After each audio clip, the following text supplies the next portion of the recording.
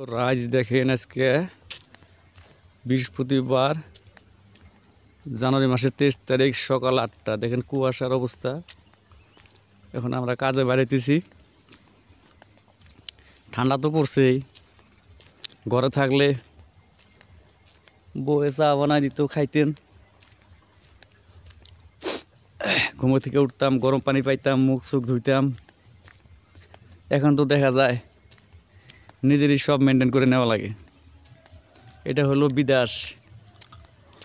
ঠান্ডা নাই, গরম নাই, রোদ নাই, কষ্টর আমাদের সীমা নাই। এটা হলো মানুষের বিল্ডিং আমরা বানাই, আর আমরা কষ্ট কত করি মানুষের জানে না। আর পয়সা চাইলে আজকা না কালকা, কালকা না পরশু দিন। কে কার গোলামি করে ভাই?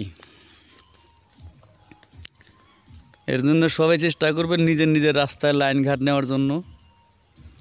মানুষের গোলামি করা লাগবে না, তাইলে বাড়িতে থাকতে পাবেন। মই কি কইছো আপনালোকে বুঝি পাইছে? নিজের নিজের কামর লাইন নিজে নিজে ওলাই লোক, বেলেগৰ আন্ডারত কাম কৰিব নালাগে।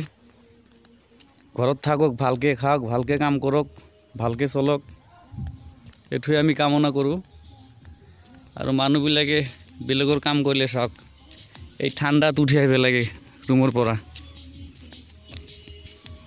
কামটো কৰিব লাগিব, বাহিৰত আহিছোঁ। এইটো কোন জায়গা জানে? খানাপাৰা, 9 মাইল, গুৱাহাটী, আসাম, ভারত। এটা আমার কাম কৰিব লাগিব। বাহিৰত আহিছোঁ কাৰণে ঠাণ্ডা নাই, গৰম নাই, কাম কৰিব লাগিব। এই ঠাণ্ডাত কোনে ওলাব কওকচোন? যিমানে কাপোৰ নলয় কিয়, পানী বনাব লাগে, মছলা বনাব লাগে এই ঠাণ্ডাত।